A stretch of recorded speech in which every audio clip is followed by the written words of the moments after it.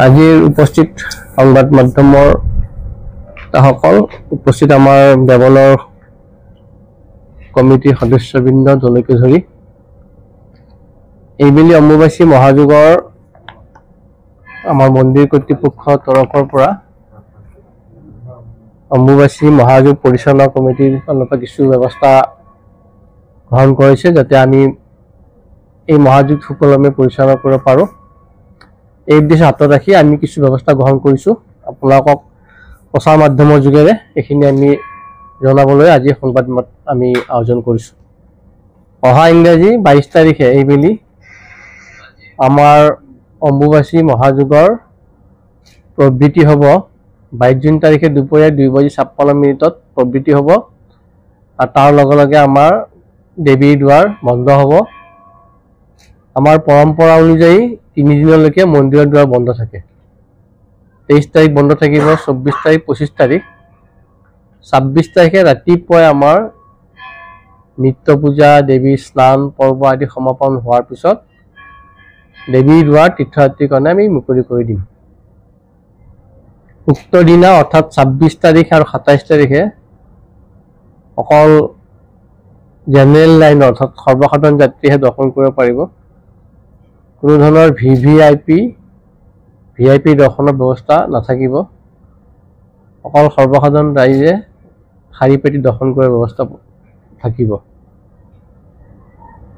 এইবেলি আমাৰ দৰ্শনৰ যিটো ব্যৱস্থা, আমাৰ পশ্চিম দুৱাৰৰ বংশী বাগান ফিল্ডত তাত আৰক্ষণস্থলী থাকিব। যাত্ৰীসকলে সেই আৰক্ষণস্থলীত সমাগত হোৱাৰ পিছত আমি 26 তাৰিখে একদম ৰাতিপুৱা অৰ্থাৎ 25 তাৰিখে শেষ ৰাতি তেওঁলোকক তাত টোকেন নাম্বাৰ আমি দিম। এই টোকেন নাম্বাৰ লৈ আহিয়ে তেওঁলোকে মন্দিৰত পদাৰ্পণ কৰিব পাৰিব আৰু মন্দিৰত পদাৰ্পণ হোৱাৰ পিছত মন্দিৰৰ পূজা সেৱা সমাপন হোৱাৰ পিছত তেওঁলোকৰ দৰ্শনৰ সুবিধা পাব। সেই আৰক্ষণস্থলীত তেওঁলোকক বহুৱাই তাত আমি খোৱা পানী ব্যৱস্থা, চিকিৎসা, যিখিনি দৰকাৰী বস্তু তেওঁলোকৰ গোটেইখিনি তাত সুবিধা থাকিব। 25 তাৰিখে তাতে তেওঁলোকে ৱেইটিং হলত থাকি শেষ ৰাতি তেওঁলোকে তেওঁৰ পৰা টোকেন নম্বৰ গ্ৰহণ কৰিহে মন্দিৰৰ দৰ্শনৰ কাৰণে ব্যৱস্থা গ্ৰহণ কৰিব পাৰিব। তাৰোপৰি আমাৰ বিশেষ কিছুমান মেলা পৰিচালনাৰ মেলাখন সুকলমে চলোৱাৰ কাৰণে বিহিত ব্যৱস্থা গ্ৰহণ কৰিছোঁ।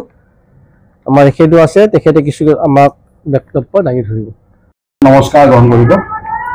প্ৰথমতে আমি প্ৰবৃত্তি আৰু নিবৃত্তিৰ বিষয়ে অকণমান জানি লওঁ।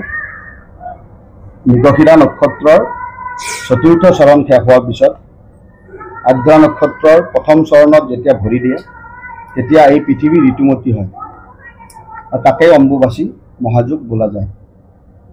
আৰু সূৰ্যনাৰায়ণ দেৱ মিথুন ৰাশিত প্ৰৱেশ কৰে, সেইকাৰণে সৌৰজগতত জাগতিক সময় বুলি এইটো জনা যায়। এই সময়ত মানে শান্তভাৱে সাধনা, তপ, জপ, ব্ৰত, ধ্যান ধাৰণা কৰি আমি যাতে মাক প্ৰাৰ্থনা কৰিব পাৰোঁ, ঠিক তেনেধৰণে এটা পৰিৱেশ গঢ়ি তুলিব লাগে।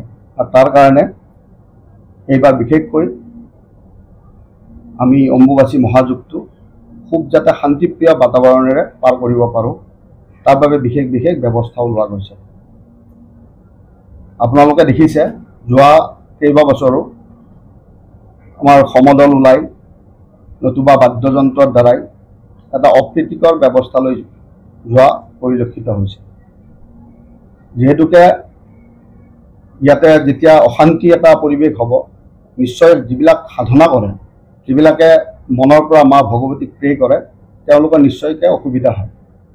আৰু এনে ক্ষেত্ৰত মাননীয় পৰ্যটন মন্ত্ৰী মাননীয় ৰঞ্জিত দাস ডাঙৰীয়াই আমাক খুব উপকৃত কৰিছে।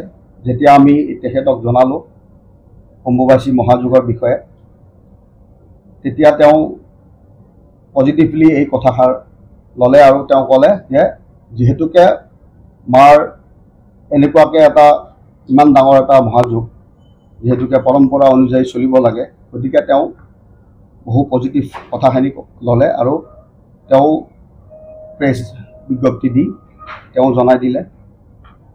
গতিকে তেখেতক আমি ধন্যবাদ জ্ঞাপন কৰিছোঁ মন্দিৰ কৰ্তৃপক্ষৰ পৰা যে তেখেতে ইমান ধুনীয়াকৈ এই বিষয়বস্তুৰ ওপৰত গুৰুত্ব আৰোপ কৰিছে। গতিকে এইবাৰ বহুকেইটা বিষয়ত আমি সুফল পাম বুলি ভাবোঁ। যেনেদৰে শৃংখলাবদ্ধভাৱে শাৰী পাতি গোটেই মন্দিৰৰ পৰা মানে আমাৰ বুলি কয় আমাৰ পাহাৰ উঠাৰ পৰা খুব সুন্দৰভাৱে শাৰী পাতি শৃংখলাবদ্ধভাৱে মানুহখিনি আহিলে আমি উপকৃত হ'ম। কোনো ধৰণৰ বাদ্যযন্ত্ৰ যাতে নবজায় অনুৰোধ কৰিছোঁ। আৰু যিহেতুকে এইবাৰ 6 বাজি বন্ধ হৈ যাওঁ আমাৰ যিটো পাহাৰ উঠা আৰক্ষণস্থলী আছে তাতে বন্ধ হৈ যাব। গতিকে নিশ্চয়কৈ এইবাৰ আমি এটা শান্তিপ্ৰিয় বাতাবৰণ পাম বুলি আশা কৰিছোঁ। মহাযুদ্ধটো চলাবৰ কাৰণে আমাক বহুখিনি বস্তুৰ দৰকাৰ। সকলোতকৈ মেইনলি আমাৰ সকলোতকৈ মানে চাফাইত আমি সকলোতকৈ বেছি গুৰুত্ব দিছোঁ। এই চাফাইৰ কাৰণে আমি দেৱালয়ৰ পৰা নিজাববীয়া 200জন আমাৰ স্থায়ী কৰ্মচাৰী আছে। তাৰোপৰি আমি 110জন আৰু অস্থায়ী কৰ্মচাৰী এইকেইদিনৰ কাৰণে নিযুক্তি দিম। 26 জুন তাৰিখে দেৱী দৰ্শনৰ বাবে সমবেত হোৱা দৰ্শনাৰ্থীৰ সুবিধা অৰ্থাৎ বংশী বাগানত বংশী বাগানৰ ফিল্ডখনতে আমি স্থায়ী তাতে কেম্প বনাম, জিৰণি ঘৰ বনাম। তাতেই দৰ্শনাৰ্থীখিনিয়ে বহিব। 25 তাৰিখে আবেলিৰ পৰা আমি এটা টাইম নিৰ্ধাৰিত কৰি দিম। সেই টাইমটোত বহি কিনে 25 তাৰিখে ৰাতি আমি তেখেতসকলক দৰ্শনৰ কাৰণে শাৰী পাতি ধুনীয়াকৈ কুপন দি টোকেন ছিষ্টেমত সিহঁতক আনি মন্দিৰত দৰ্শন কৰাৰ ব্যৱস্থা কৰিম। ভক্তৰ ভিৰৰ পৰা লক্ষ্য ৰাখি আপোনালোকে গম পাইছে প্ৰশাসনৰ তৰফৰ পৰাও কৰিছে। আমিও কৈছোঁ যে আমিও ৰিকুৱেষ্ট কৰিছিলোঁ প্ৰশাসনৰ আমাৰ যৌথভাৱে কৰাৰ প্ৰচেষ্টাত সন্ধিয়া 6 বজাৰ পৰা কোনো মানুহ তীৰ্থযাত্ৰীয়ে নামনি মানে যিটো আমাৰ নাৰ্চাৰী বুলি কয় নাৰ্চাৰীৰ মেইন গেটটোৰ পৰা কোনো আৰু ওপৰলৈকে আহিব নোৱাৰিব। সেইটো 6টাৰ পিছত দৰ্শনাৰ্থীৰ কাৰণে সম্পূৰ্ণভাৱে বন্ধ থাকিব। আৰু সেইখিনি যাতে আমি সকলো ৰাইজলৈ অনুৰোধ জনাইছোঁ যাতে সকলো আমাক এই ক্ষেত্ৰত সহায় সহযোগিতা কৰি মহাযুদ্ধখন চলাই নিয়াত মানে আমাক সুবিধাখন প্ৰদান কৰে। আৰু এই ক্ষেত্ৰত আমি দেৱালয় কৰ্তৃপক্ষ আৰু মেলা পৰিচালনা কমিটিক কৃতজ্ঞতা জনাম গোটেইখিনি মানুহ যাতে আমাৰ এই বস্তুখিনি আমাক চলাই নিয়াত মানে সহায় সহযোগিতা কৰে। আৰু দেৱালয়ৰ সকলোতকৈ ডাঙৰ প্ৰব্লেম হ'ল যে আমাৰ জোতা চেণ্ডেলটো সকলো যাত্ৰীয়ে দৰ্শনৰ কাৰণে আহোঁতে জোতা চেণ্ডেলবিলাক পিন্ধি আহে। সেইকাৰণে আমি আপোনালোকৰ জৰিয়তে সকলো ভক্তপ্ৰাণ ৰাইজক জনাব বিচাৰিছোঁ যে তেখেতসকলে নিজৰ নিজৰ জোতা চেণ্ডেলবোৰ নীলাচল উৰণি সেতুৰ তলত তাতেই ৰাখি কিনে প্ৰশাসনে কৰি দিয়া ব্যৱস্থা তথা মন্দিৰ প্ৰশাসনে কৰি দিয়া ব্যৱস্থাৰ তলত কৰি দিয়া হৈছে। তাত ৰাখি কিনে যাতে মন্দিৰৰ ওপৰলৈকে আহে। কাৰণ আমাৰ ওলোৱা ৰাস্তাটো আৰু সোমোৱা ৰাস্তাৰ ওপৰত বেলেগ ইয়াতে যদি পিন্ধি আহে সিহঁতে কিন্তু জোতা চেণ্ডেলখিনি ঘূৰাই পোৱাৰ কোনো নিশ্চয়তা নাই। আৰু সেইখিনি যদি কিবা কোনোবাই পিন্ধি আহি ইয়াত যদি জোতা চেণ্ডেল নাপায় তাৰ কাৰণে প্ৰশাসন বা দেৱালয় কৰ্তৃপক্ষ কোনো ধৰণৰ দায়ী নহয়। যিখিনি আছে বাকী আমাৰ মন্দিৰ কৰ্তৃপক্ষ যিটো ছেক্ৰেটাৰী